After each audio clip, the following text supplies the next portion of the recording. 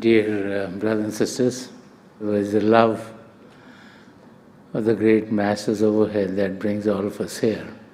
This is the time of the year when most people think about peace.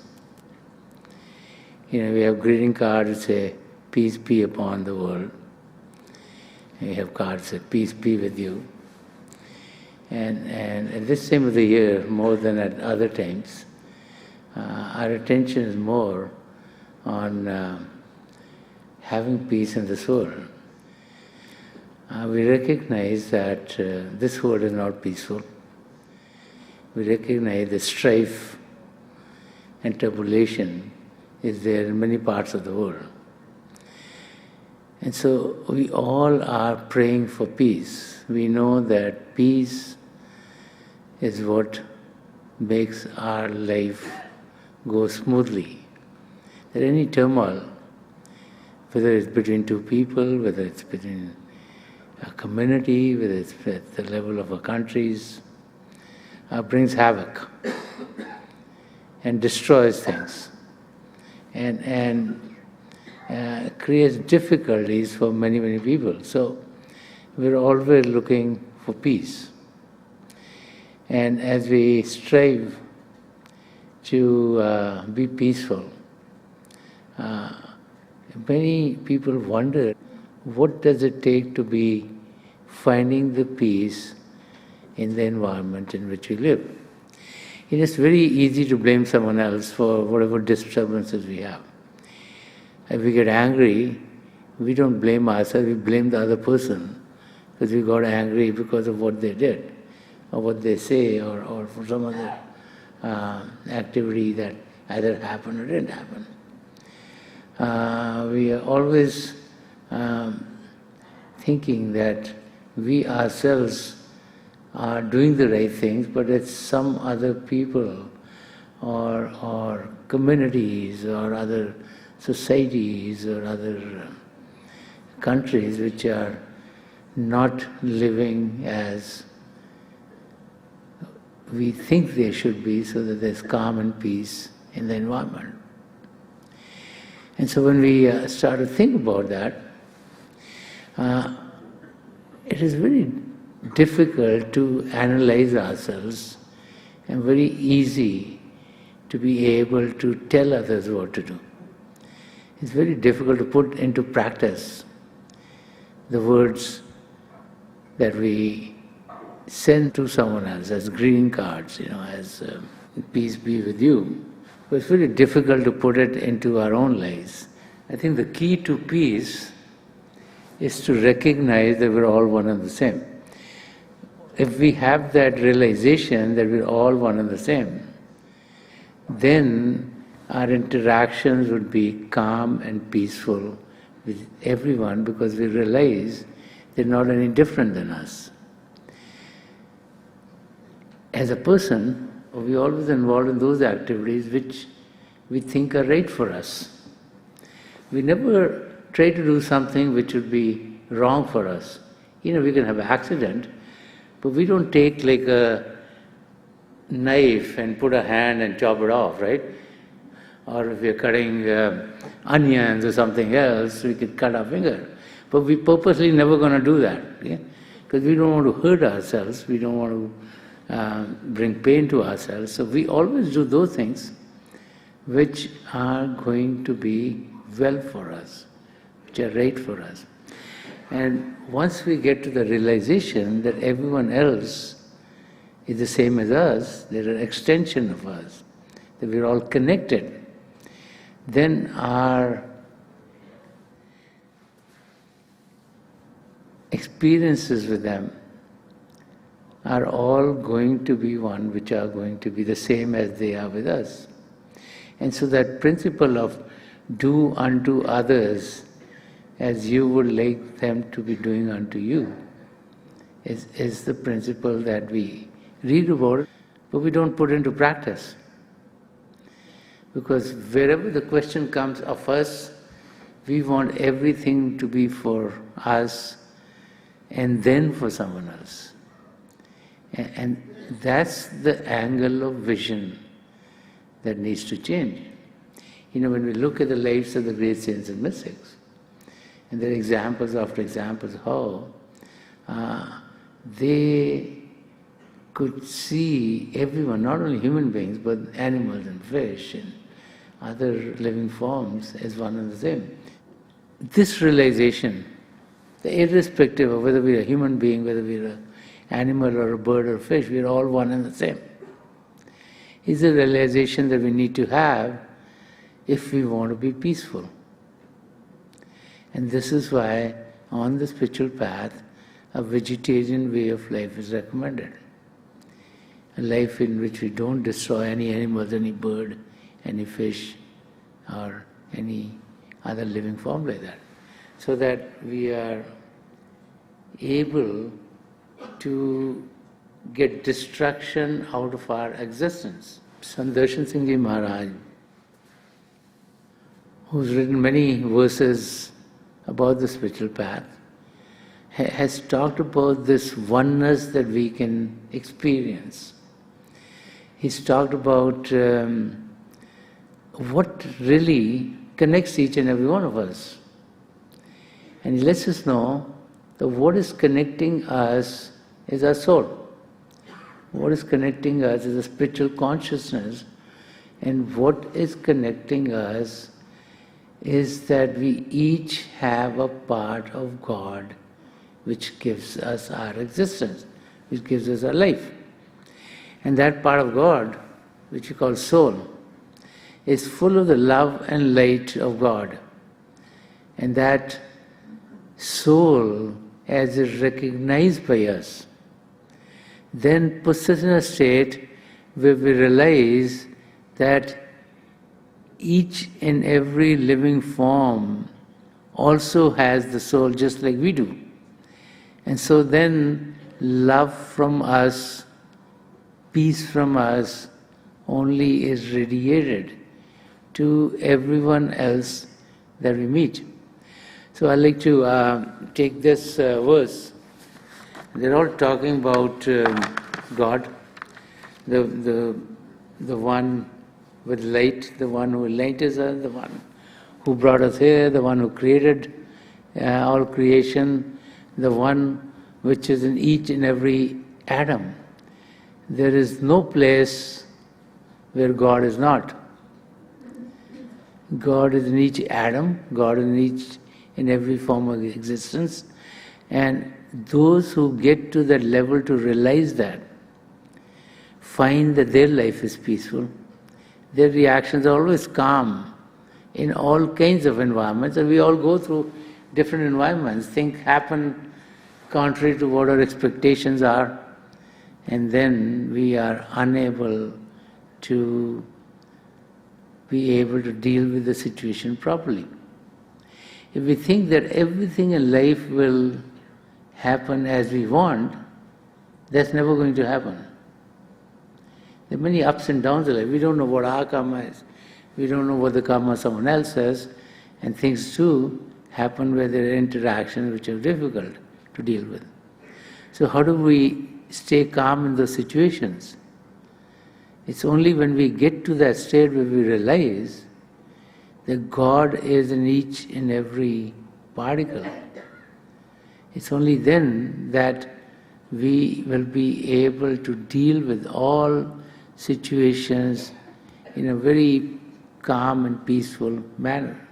So in this verse, Sant Rajinder Singh Maharaj is telling us about the presence of God in each atom. He says, "Goshe goshe se numaya ho gaye anware dost."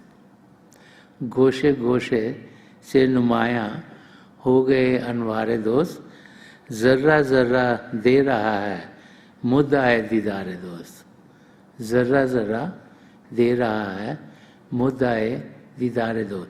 So if we would translate that into English, it would be every nook and corner is illumined by the resplendent friend. He's saying every nook and corner, every place in this world, every particle, every atom, every thing that we see here Every nook and corner is illumined by the resplendent friend. Every atom gives the happy tidings of the darshan of the friend. And so Sant Rajinder Singh Ji Maharaj here is telling us that God is within each and every one of us. Is God, is a part of God, is that spiritual consciousness which is giving us life. And that is what we need to recognize and realize, that every nook and corner of this whole world is illumined. It's very interesting, he used the word illumined. He says, Goshe Goshe se numaya, ho gaye anware dos. So anware dos means like the friend full of light. And numaya means that the light is now spread all over the place. So the word illumine is used there. So every, and Goshe Goshe actually means every particle, every nook and corner of this world. So Sant Rajinder Singh Ji Maharaj is saying that God, who is full of light, is enlightening each and every part of this creation. The presence of God is everywhere. It's we who are unfortunate to recognize it because we're living at the level of our physical senses. And with these physical senses, all we experience is that what is made of matter. And so it is unable for us to go beyond that. Whatever we experience through our eyes, whatever we experience through our ears or through other senses, we take to be real. And we think that's all there is. But these senses are given only for us to interact in this physical region. Sant Rajinder Singh Ji Maharaj, who himself went on the spiritual journey, who led millions and millions of people to go on the spiritual journey, who's gone beyond what we experience with the physical eyes and the physical senses, is talking about creation as it truly is. Everything here is illumined. There's nothing here which is not illumined. Every particle has God in it, God who's full of light. And wherever there's light, there's no darkness. So everything is illuminated. It's just our angle of vision which is all messed up. It's as if we put like a veil in front of our true eyes so that we are unable to see the reality.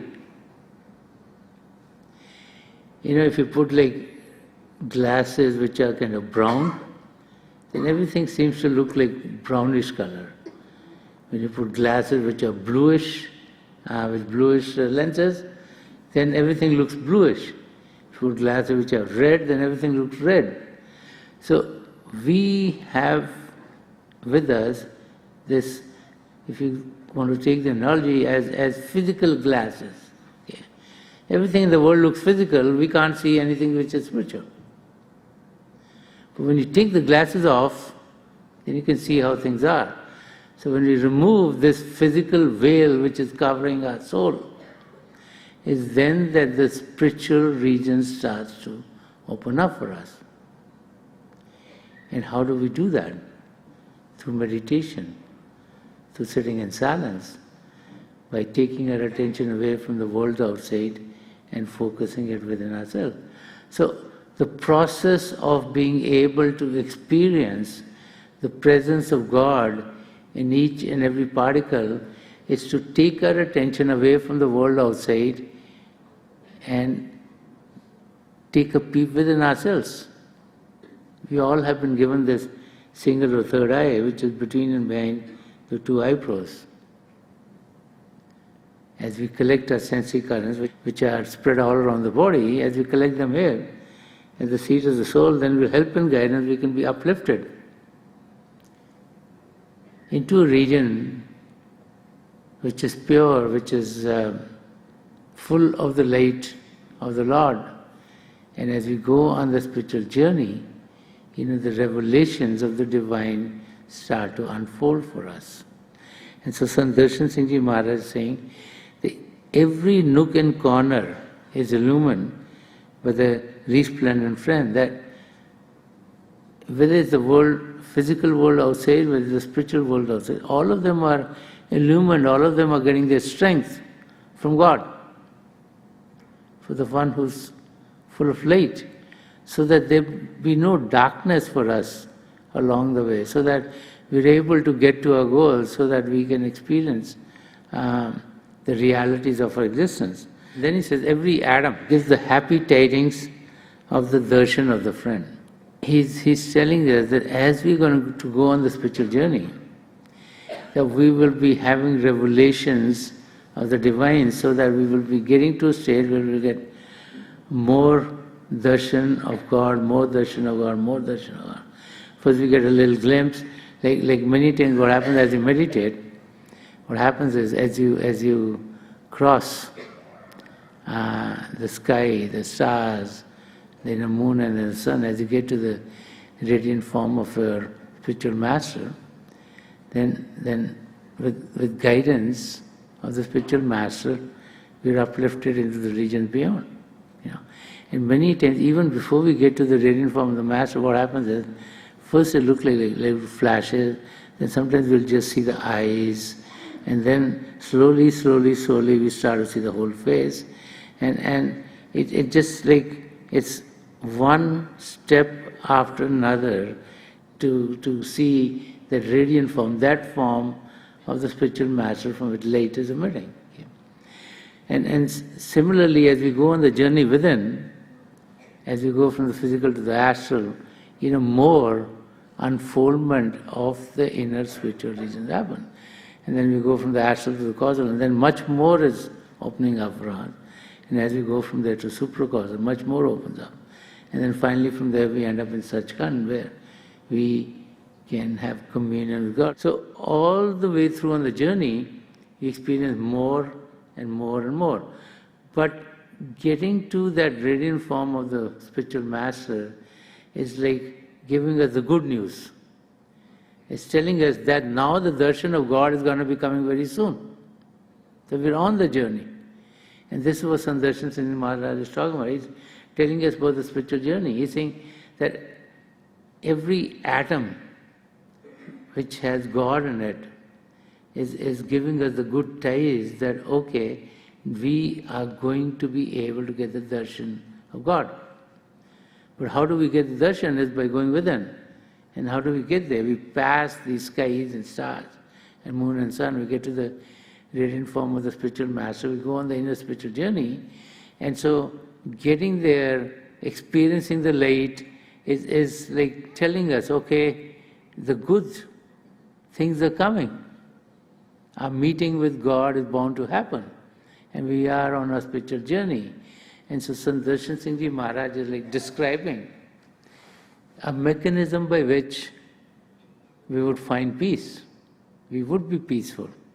And if many of us start to find the peace, if many of us start to be with God, then our interaction with us will radiate that, so that the arenas of peace will get more and more and more. And as they expand, then we'll be reaching a state in which we'll find that this whole earth will become a haven of peace. And that's what we all are wishing for, especially during this holiday season. And that's what we should all wish for as our life goes on. The key is to have the experience ourselves. We can't transform someone else, we can only transform ourselves. We need to first be in that situation where we ourselves are calm and peaceful. And then only can that peace radiate to others. And that happens by us putting an effort. It doesn't happen by going to a talk or reading a book or just praying to God and saying, make me peaceful, God, I want in the next 5 minutes. We're so used to the instant, society. Instant coffee, instant tea, instant this. There was a time when I was going to school and we would study, we would think about hours and minutes and seconds. And then we went to milliseconds. And then we went to microseconds. And they're like, now you need things so quickly, so quickly, so quickly. I remember the days when I first came to America. And for me to talk to my parents in India, we had to book a call. It would take 2 days. An operator would call you. It could happen at any time of the day or night. You don't know when your line will come. But it generally took 2 days. And then only the connection could be made, Then we went to a time where we were sending information through faxes. Fax machine came, we put in paper, it got there right away. Before that, we were sending information through teletapes. With the teletape, we had to send a message. There was some company in the Chicago area which would take your message, put in teletape, send it to a company in India or Delhi, and then they'll send it to your home, right? And then came the fax machine, so you could write a note, you could get it there. And then, we have all this now new ways where not only can you talk to them, you can see them right away. Where phones came in, you could talk to your parents, you pick up the phone, you call them, you can talk to them. And now you can see them too. And so, technology has changed. And now what happens is, in the old days when we had like big computers, you put in something, you waited for the data to come in. Now you just touch the thing and the respondent will say, what's wrong, what's wrong, what's wrong? And so it's like our expectations are that things happen very, very quickly because we're feeling like that. We turn something on, you go in the elevator, you push the button. If the door doesn't move, you say, what's wrong? It should have moved by now. We're so used to getting things instantaneously. But that's not what happens with God. We need to put in an effort. God wants to know if we really want something or we just want to instantly and go and get something more instantly.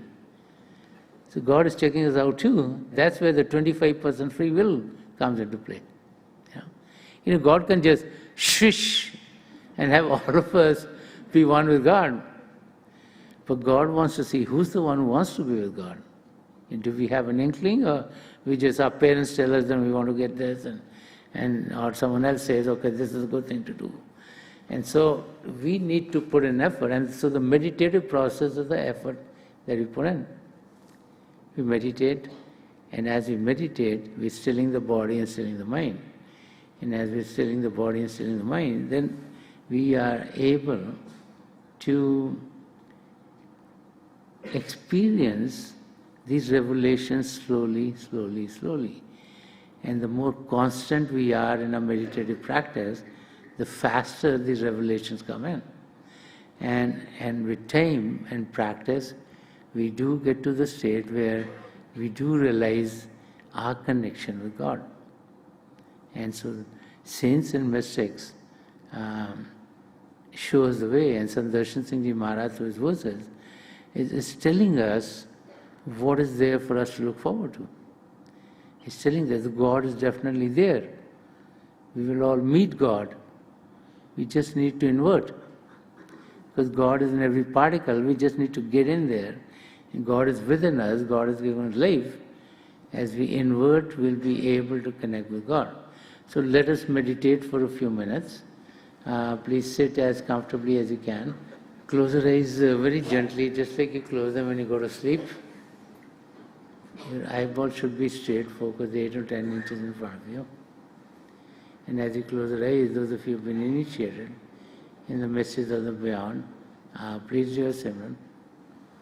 And those of you who are new here, please repeat any name of God that you feel comfortable with. This repetition of God's name should be done mentally and not out loud.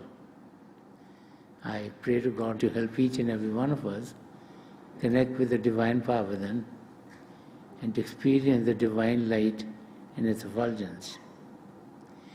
May the grace of Hazur Baba Sawan Singh Ji Maharaj, Param Sant Kripal Singh Ji Maharaj, and the Alprasan Darshan Singh Ji Maharaj be with each and every one of you. And may you experience not only the light within, but be able to go on the journey that takes you from the physical to the divine. We'll be sitting for about half an hour.